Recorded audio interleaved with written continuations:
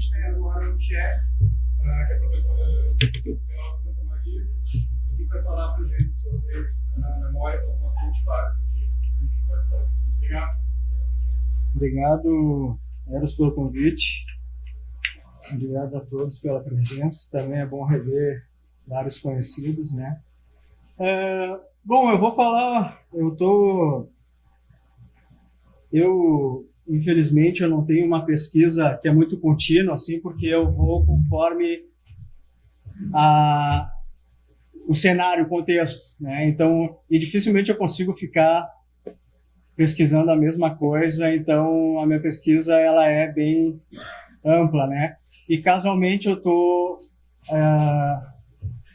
vim parar nesse tema aqui sobre a epistemologia da memória por conta de um colega, né, de departamento. E como eu não gosto de fazer as coisas sozinho, eu gosto de ter um interlocutor, porque quando a gente está sozinho a gente pode estar completamente desconectado da realidade, né? E eu gosto de ter um interlocutor como dizer, sai dessa que isso aí não tem futuro nenhum. Então acabamos fazendo esse grupo lá. O César trabalha mais com metafísica, né? E o meu interesse aqui é puramente epistemológico, né? Eu estou interessado justamente, eu quero defender uma teoria de que a memória é uma fonte geradora de justificação, tá?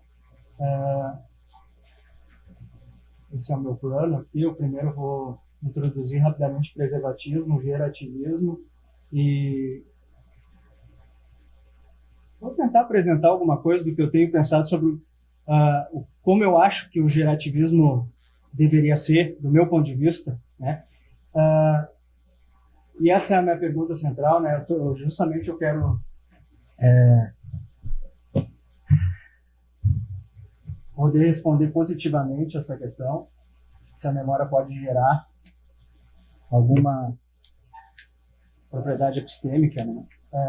Se eu posso estar justificado ou ter conhecimento memorial, né? E o que eu tenho em mente aqui é dizer algo mais do que simplesmente em algum momento X eu acreditei que P, e hoje pela memória eu simplesmente trago essa informação novamente à minha atenção e é tudo isso que a memória faz. Se é tudo isso que a memória faz, para mim, então, do ponto de vista epistêmico, a memória não faz nada. Então, eu quero poder dizer mais do que isso sobre a memória. E eu na verdade, eu tenho o interesse de fazer isso sobre tudo, sobre todas as outras fontes. O meu projeto, para quem diz que nunca teve projeto, meu projeto agora é dizer que todas as fontes de conhecimento são geradoras, né? Obviamente, não vai ser fácil dizer tudo isso, mas... Então, a opinião filosófica que prevalece é de que a memória é simplesmente uma mera capacidade ou ferramenta para preservar ou transmitir justificação de uma crença para outra. E essa posição é geralmente endossada, vamos dizer assim, pelo que a gente conhece na literatura por preservacionismo. Mas, como eu estou dizendo, eu acredito que o preservacionismo está equivocado, né? Eu acho que o geracionismo sobre a memória é verdadeiro. Mas o que é uma fonte de conhecimento? Então a gente tem essa assunção assim explícita ou implícita, muitas vezes. Aqui eu tenho um momento em que isso se torna explícito. A gente não tem muitas pessoas explicitamente dizendo na literatura o que elas entendem por fontes de conhecimento ou justificação, mas a gente tem essa passagem aqui do áudio em que ele diz o seguinte: ele diz que uma fonte de conhecimento é, grosso modo, algo na vida do sujeito, do agente, né, tal como a percepção, a reflexão, que produz ou que gera crenças que se constituem conhecimento, que podem constituir casos de conhecimento. E eu vou focar nessa palavrinha aqui, produz, tá? Crenças. Porque, em geral, bom, enfim. E o que seria uma fonte básica? Bom, uma fonte básica seria uma fonte de conhecimento da justificação que produz, então, conhecimento sem a dependência positiva de operação de outras fontes. Então, ela é independente, certo? Ela tem essa capacidade de gerar essa justificação. A gente atribui que a percepção pode fazer isso, né? E eu diria que, basicamente, talvez o raciocínio, alguém poderia dizer introspecção, enfim, mas, em geral, a maioria das outras fontes não pode fazer isso. Então, certo. Agora, com relação ao preservacionismo propriamente dito, o que o preservacionismo vai dizer? Então, aqui eu tenho algumas citações rápidas que eu vou passar. O Aldi diz em algum ponto que a justificação, que assim como nós não podemos saber que P a partir da memória, ao menos que nós tenhamos sabido, então, essa proposição, essa informação de outro modo, por exemplo, através da percepção, nós também não podemos saber que P com base no testemunho, a não ser que a testemunha, né, o sujeito que recebe o testemunho, tenha, então, recebido ou sabido através de outra fonte. Né? Então, a memória e o testemunho, a memória, no caso, é preservativa e o testemunho é transmissível. Então, de acordo com essa percepção, tanto a memória como o testemunho não são fontes de conhecimento, né? Mas aqui conhecimento e justificação para nós é meio que indiferente, eu não estou preocupado com essa distinção nesse momento. O Dummer, por exemplo, diz que a memória não é uma fonte, muito menos uma base, um fundamento, né, do conhecimento, ele é simplesmente a manutenção do conhecimento anteriormente adquirido por qualquer outros meios. No mesmo espírito, o Owens diz que se uma crença é irracional quando adotada, ela permanecerá irracional enquanto for preservada ou permanecer dentro da minha memória. Né? Então, essa simplesmente é a visão que, do ponto de vista epistemológico, a maior parte dos autores assume. Né? Isso vem mudando recentemente, mas ainda a maior parte dos epistemólogos tendem a entender que a memória é preservacionista.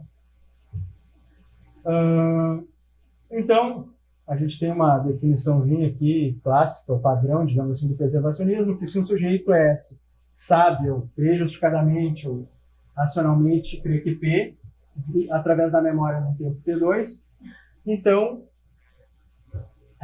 se afirma que o S deve ter sabido ou crido justificadamente essa proposição P originalmente no tempo T1, e ele deve ter adquirido essa crença através de uma outra fonte de justificação que não a memória. Obviamente, a memória é uma fonte histórica, não tem como eu acredito que isso é uma garrafa. Bom, obviamente, isso não é uma crença memorial, porque a memória pressupõe o acesso de algum conteúdo previamente adquirido de alguma maneira. Né? No caso aqui, a gente está interessado em por que essas minhas crenças estariam justificadas. Então, de acordo com essas visões, a memória não poderia tornar uma proposição desconhecida, uma proposição que não é um caso de conhecimento transformar num caso de conhecimento, ou uma crença que foi irracionalmente adquirida transformar numa crença racional. A memória simplesmente preserva essas coisas. Então, de acordo com essa visão preservacionista, a memória tem muito pouco, ou desempenha um papel muito pequeno. Né? Claro, se a gente for pensar no contexto geral da nossa dimensão cognitiva, obviamente que a memória é um aspecto muito importante. Mas do ponto de vista epistêmico, se a gente considera que a única coisa que a memória faz é reter ou preservar conteúdos, né, essa metáfora do armazém, digamos assim, né, então, do ponto de vista epistêmico, ela não está fazendo grande coisa. Né? Na verdade, ela não está fazendo nada. Talvez a gente até pudesse retirar da memória esse aspecto, né? Porque a gente pode dizer, quem é que acessa essa informação que em algum momento eu aprendi? Bom, a gente costuma dizer a memória, mas talvez eu pudesse dizer outra coisa. Né? Até porque hoje em dia, isso é uma coisa que eu acho problemática. O pessoal tem discutido aspectos importantes epistêmicos sobre a memória, mas assume, por exemplo, não é claro nos textos, ou às vezes é claro que a pessoa está falando de memória episódica. E aqui eu não estou falando de memória episódica, aqui eu estou falando de memória proposicional. Supostamente eu estou falando de conhecimento proposicional. Então é difícil ver como é que eu aplico isso aqui a casos de memória episódica. Mas, enfim.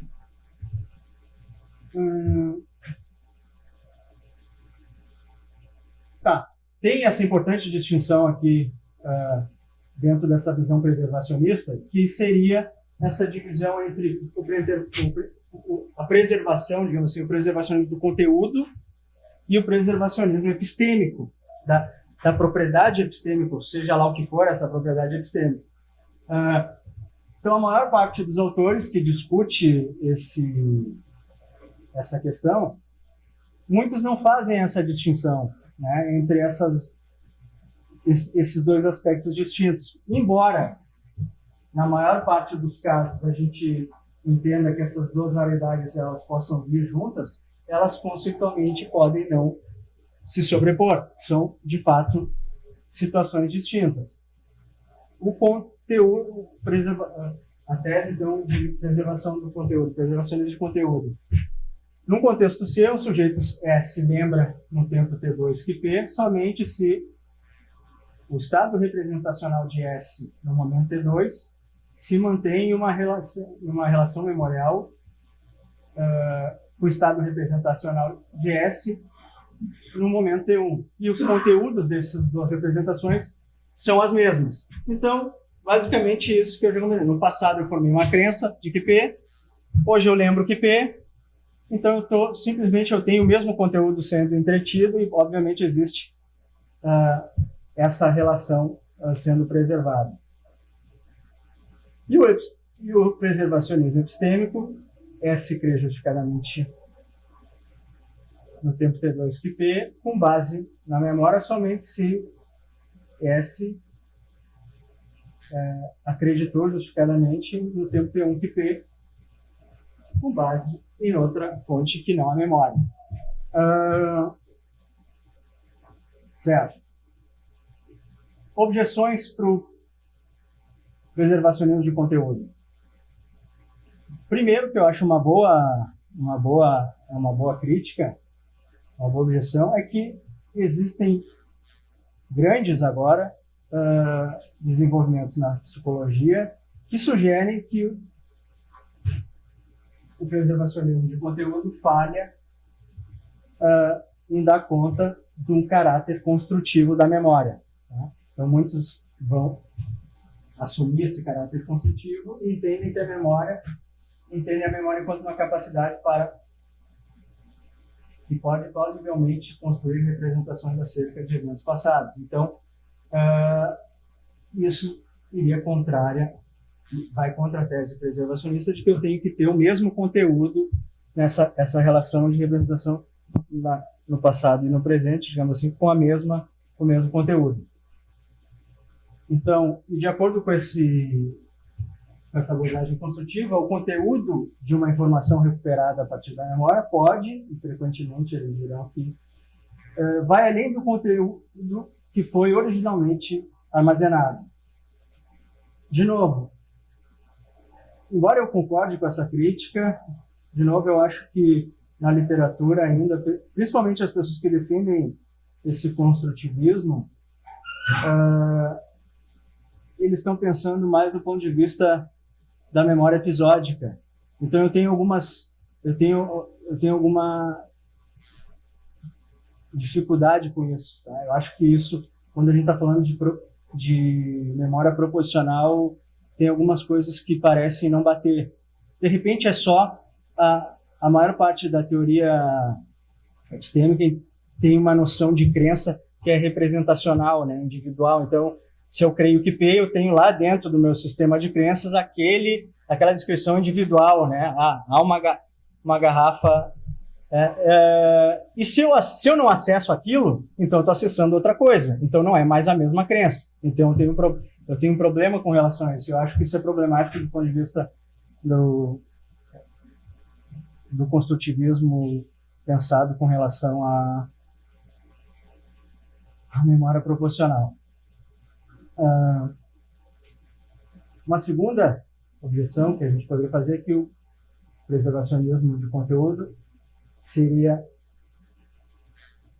não seria capaz de explicar ou dar conta desse fenômeno, que é o fenômeno da memória incompleta, de acordo com o qual o conteúdo de uma informação recuperada da memória é frequentemente, do ponto de vista informacional, empobrecido em relação ao conteúdo armazenado, né? Simplesmente agora aqui eu estou tendo uma experiência perceptual vasta, digamos assim, e provavelmente eu não estou formando crenças sobre todas as coisas que eu percebo aqui. Aqui também pode ter um pouco de confusão entre o que eu percebo, né? Muitos podem dizer que eu só percebo aquilo que eu creio, mas isso para mim é bizarro. De qualquer forma, parece que eu poderia agora ir para casa e pensar em tudo isso que aconteceu e acessar certos dados da minha experiência perceptual e vir a passar a crer em coisas com base nisso, certo? Por exemplo, eu posso ser capaz de lembrar que eu comi ovos no café da manhã, enquanto não seja capaz de lembrar como os ovos foram cozinhados, né? Se eu comi ovos mexidos, ovo frito, que tipo de ovo. Eu lembro que eu comi ovo, mas não lembro a maneira que eu comi. Então, frequentemente, a nossa memória ela é empobrecida quando a gente lembra das coisas, né?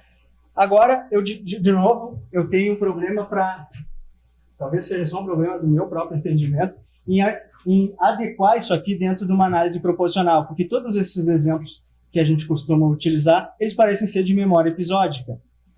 Enfim, com relação ao que é o que me interessa aqui, na verdade, que é a questão do conteúdo da tese epistêmica, né, sobre a preservação. Então, um problema que esses advogados dessa tese têm que enfrentar é o problema da evidência esquecida, vamos dizer assim. Eles devem reconhecer que há um grande número de crenças justificadas memorialmente para as quais não existem fatores epistemizantes, digamos assim, disponíveis do sujeito, porque eles foram esquecidos e eu não tenho mais como acessar, né? Simplesmente não estão mais no meu sistema, digamos assim.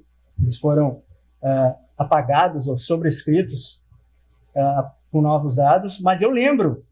Aí alguém me perguntar, mas como? Da onde? Olha, eu não sei dizer, mas essa proposição que eu agora lembro, ela parece familiar para mim e claramente tem essa impressão de ser algo que eu acreditei no passado, mas para o qual eu não tenho justificação nenhuma agora, do ponto de vista evidencial, por exemplo, para fornecer. E claro, essa crítica está pensando justamente no internalismo, né?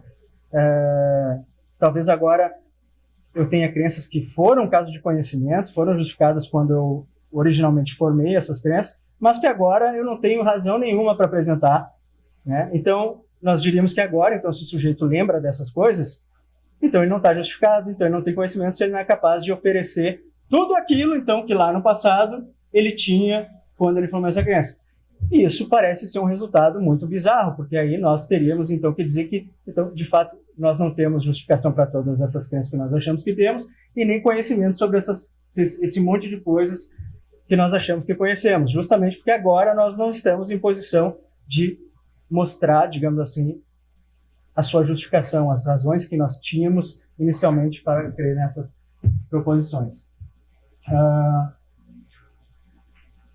Numa tentativa, então, de responder a isso, muitos adotam esse princípio da justificação contínua.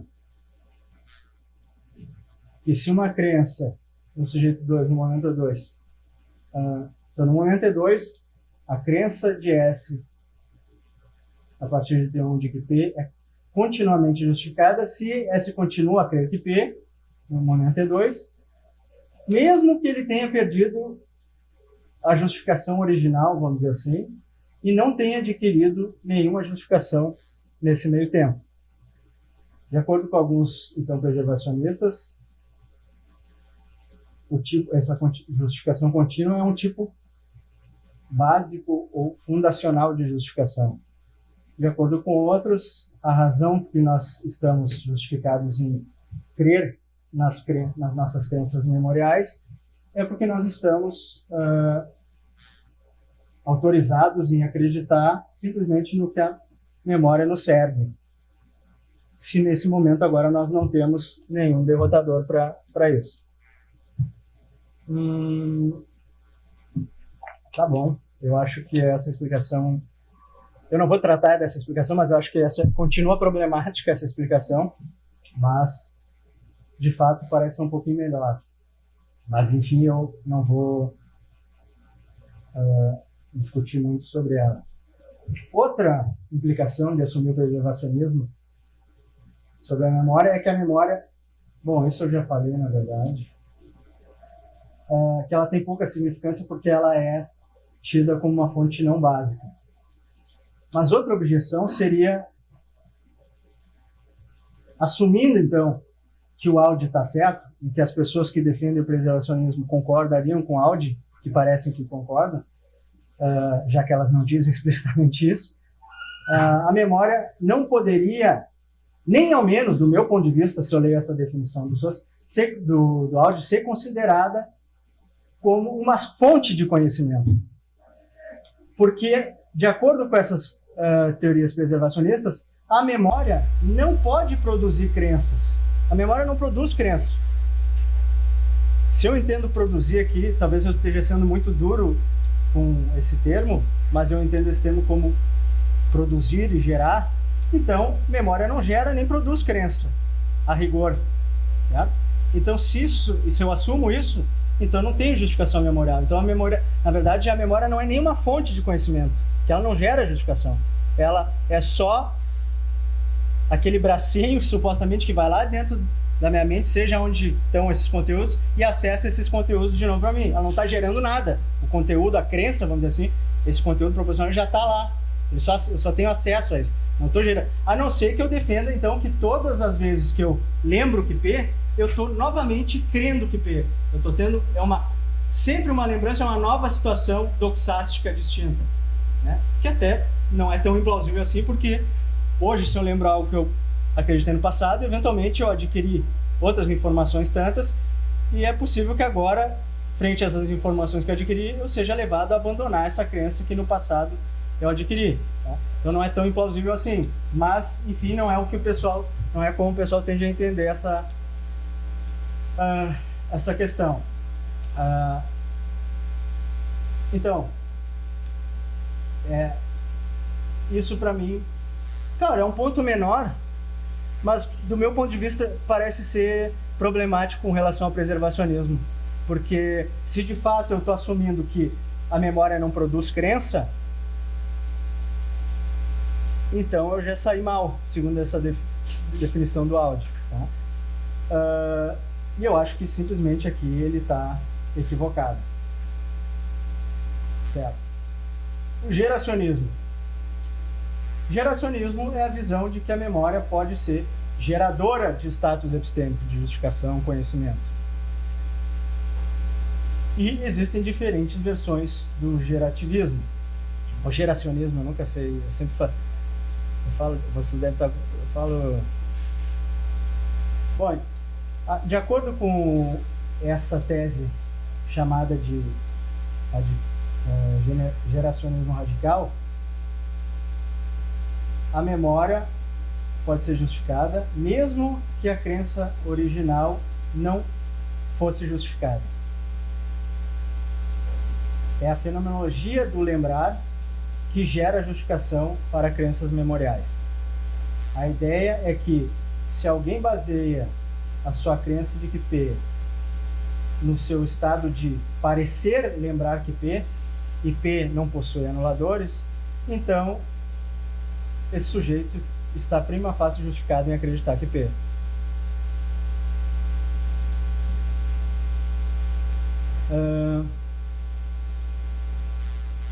Então, de acordo com essa visão, que o Audi e o Pollack, por exemplo, são defensores, a memória pode gerar nova justificação, novos estados justificacionais, novas evidências. Por exemplo, se eu chego a crer justificadamente em T1 que P, com base, por exemplo, no raciocínio a priori, e se no momento T2 eu lembro que P, então a minha crença memorial herda alguma parte, pelo menos, da sua justificação dessa fonte inicial, digamos assim, e também haverá um adicional de justificação, de um elemento justificador dado ao processo de lembrar. Portanto, a justificação de uma crença memorial tem duas partes. Uma parte preservada e esse novo componente fornecido pelo ato de lembrar. O problema disso é que parece estranho, né? Pelo menos do ponto de vista de como nós atribuímos, que é uma questão um pouquinho diferente, mas a gente quer reconciliar, pelo menos o modo como nós tratamos essas questões, ou o modo como nós procedemos, é que é muito bizarro, do meu ponto de vista, pensar que eu formei uma crença irracionalmente. Então, eu sou irracional quando eu formei essa crença. Então, lá em T1, quando eu formei a crença de que P, eu sou irracional. Por exemplo, eu tenho evidências contraditórias, mas por alguma razão, descuido meu, sei lá o que, eu formei essa crença de qualquer forma, então eu sou irracional. Mas hoje, como eu não me lembro dessas evidências que eu tinha, digamos que até tenha elas ainda ou não, agora não é mais o caso, eu estou justificado, porque eu perdi os anuladores, e agora a minha memória está me servindo com essa crença, então eu estou intitulado a crer nessa proporção, e agora eu estou justificado. Bom, isso para mim parece ruim, essa explicação parece ruim. Essa objeção aqui diz respeito à objeção do Epistemic Boost, de que simplesmente agora, por lembrar uma proporção, já que é a fenomenologia do lembrar que adiciona esses status, então quanto mais eu lembrar uma crença, mais justificada ela estará. Porque cada vez que eu lembro, eu estou adicionando um pouquinho, seja lá quanto for, de justificação a essa crença. E isso também parece bizarro, porque não parece ter relação nenhuma entre o fato de quantas vezes eu lembro as coisas com o quanto a justificação ela tem, certo? Não parece ter nenhuma relação epistêmica aqui. Enfim,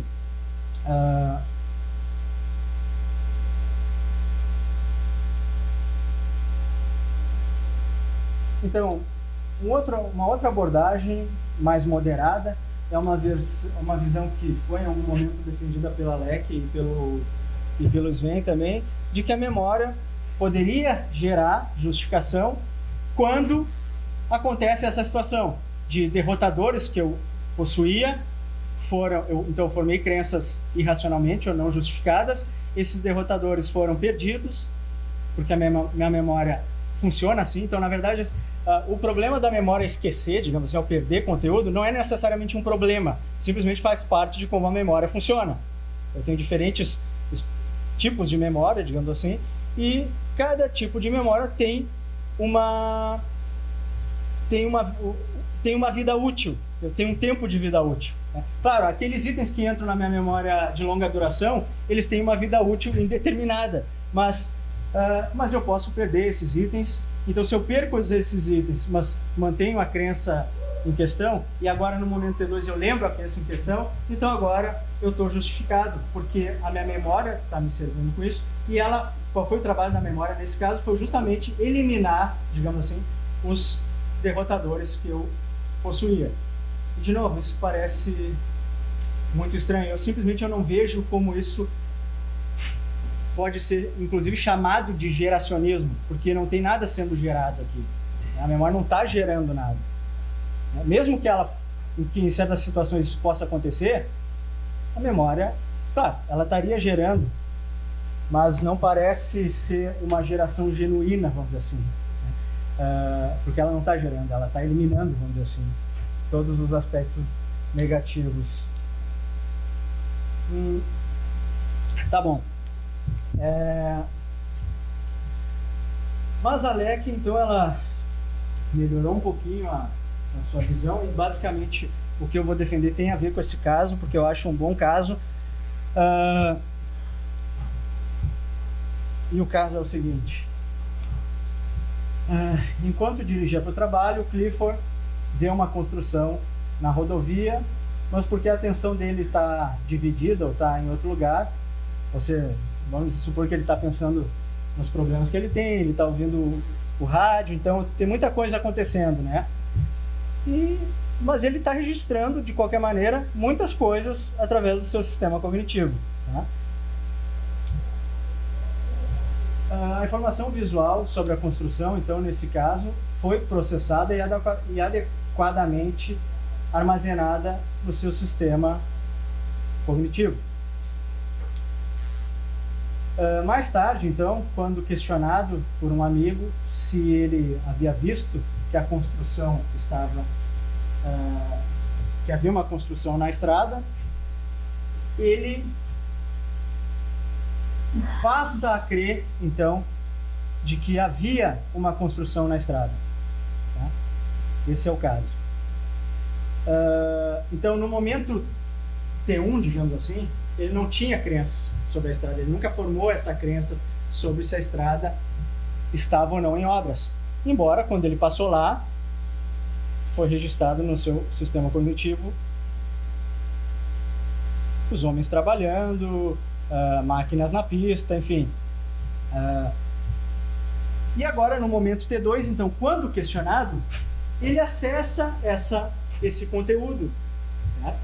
Ele visualiza, vamos dizer assim, lá o pessoal trabalhando na construção da rodovia, e então forma uma crença de que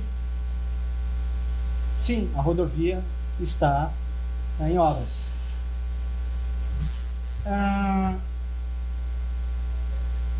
E a LEC vai dizer, então, que esse exemplo é um exemplo que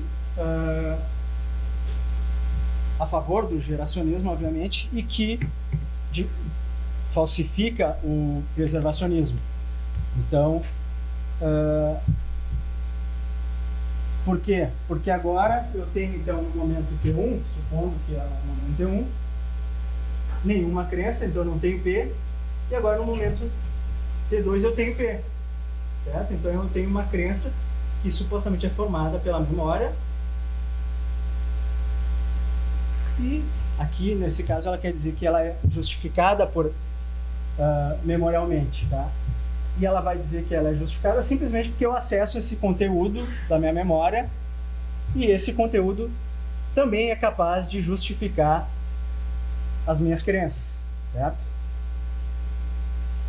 A crítica que vão fazer a LEC é que, olha, tudo bem, a gente aceita então agora que de fato a memória, então, ela tem que ser entendida de uma maneira mais ampla e ela pode gerar crença. Então, aquele aspecto lá da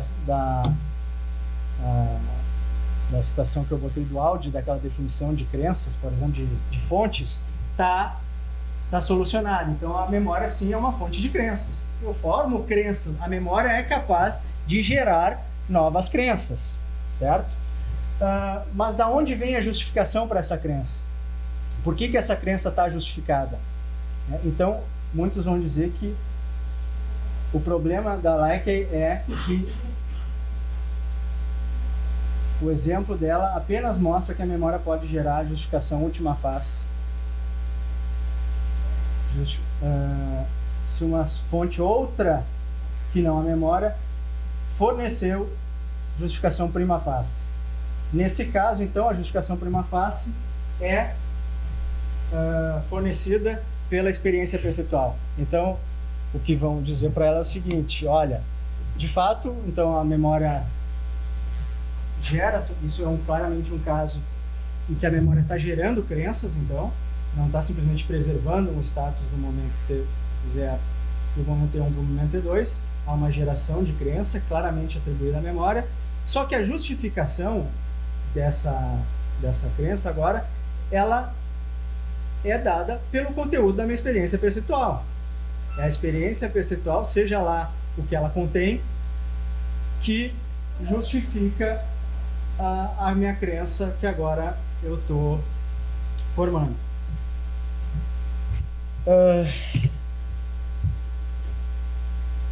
Eu quero defender essa posição da LEC, né? Porque, de fato, o meu ponto aqui é, como eu falei, também é um ponto pequeno. Eu não quero simplesmente negar o preservacionismo, porque isso, do meu ponto de vista, também não faz sentido. Se a memória é também, dentro das milhões de coisas que ela faz, uma delas é, e a gente atribui isso para ela, preservação de dados, digamos assim, conteúdos, ela é aquele lugar onde nós guardamos certos conteúdos, tudo bem, ela não precisa deixar de fazer isso. Mas eu só quero dizer que, olha, além disso, a memória também ela também existem situações em que ela gera esse status epistêmico, que é o que a LEC está tentando fazer aqui.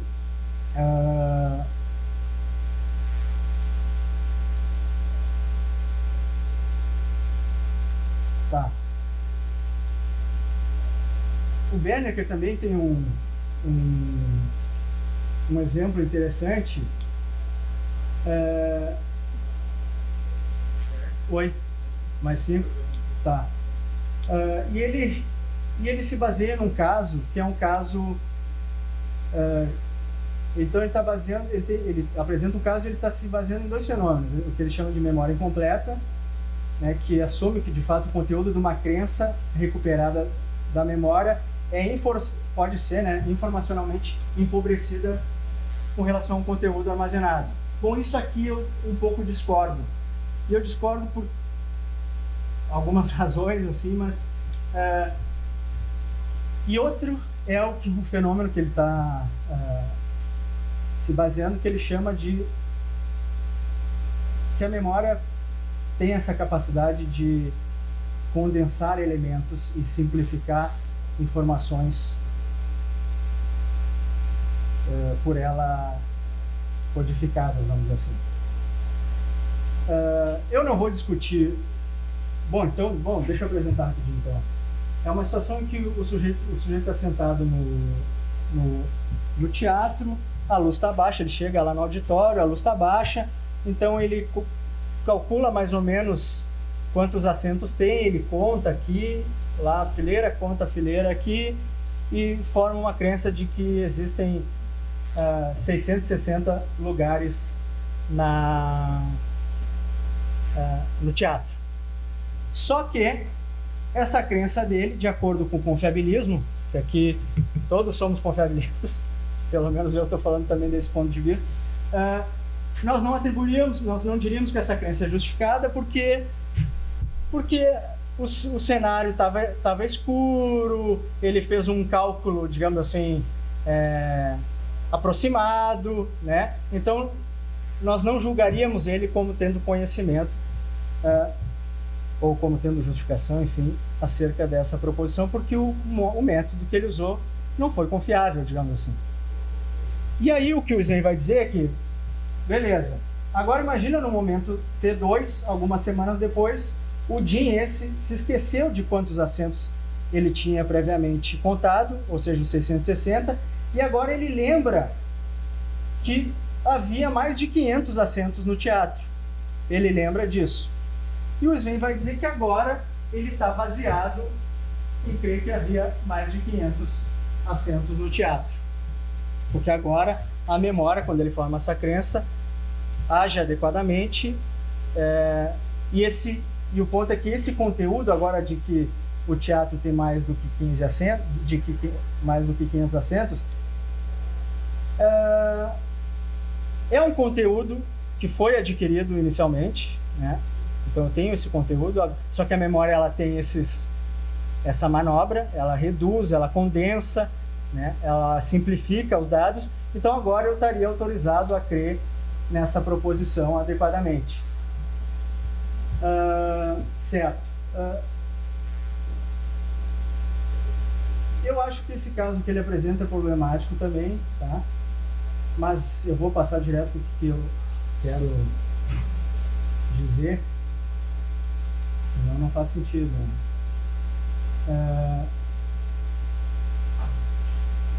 Bom, eu quero dizer isso, que o generativismo genuíno, ele pode fazer isso, pode gerar novos conteúdos. Eu acho que no caso do Sven ele também não gera. Eu também poderia fazer a mesma crítica que é feita a Leque, por exemplo, que o conteúdo está sendo justificado, que a justificação vem daquele conteúdo que ele adquiriu, mesmo que aquele conteúdo não fosse justificado naquele momento para ele. E eu acredito que essa minha ideia possa explicar melhor os casos anteriores, né? Então, primeiro, o conteúdo informacional adquirido da experiência, tal como o conteúdo da minha percepção de uma parede vermelha ou da minha sensação de frio, é epistemicamente neutro. Né? A justificação aqui, eu estou assumindo que esse conteúdo não tem nada para fornecer. Tá? Nada para fornecer. Do ponto de vista epistêmico. Segundo, e por quê? De certa maneira, porque o status epistêmico, isso aqui a gente pode discutir, mas ele é entendido como sendo propriedades de proposições. Então, no caso de memória episódica, ou nesse conteúdo da experiência, eu quero dizer que ele não tem valor, não posso atribuir a esse conteúdo valores de verdade, porque não são conteúdos proposicionais, embora eles possam ser considerados como conteúdos conceituais, por exemplo. Não faz sentido, por exemplo, eu dizer da minha percepção passada que eu tenho, que ela é verdadeira ou falsa. Eu só estou falando da minha experiência, né? Quando eu acesso ela, né? E, em geral, eu estou assumindo uma noção falibilista aqui, e uma noção falibilista radical, que até pode ser discutida, mas no sentido de que a memória não é condicionalmente justificada por causa da experiência. Eu quero dizer que a memória justifica, assim como a experiência, que eu estou pensando na memória enquanto um processo, tá? E a justificação advém desse processo, independente do conteúdo que foi formado com esse processo. O que gera a justificação é o mecanismo, digamos assim. Uma outra coisa que é importante a gente também distinguir é que uma coisa é ser uma fonte epistêmica, uma coisa é ser uma fonte causal. Embora isso normalmente venha junto também, nem sempre a origem ou a causa da minha crença é aquilo que a justifica, né? Eu posso ter formado uma crença por uma fonte não confiável, mas posso ter justificação de outra natureza, por exemplo, que suporta epistemicamente essa minha crença.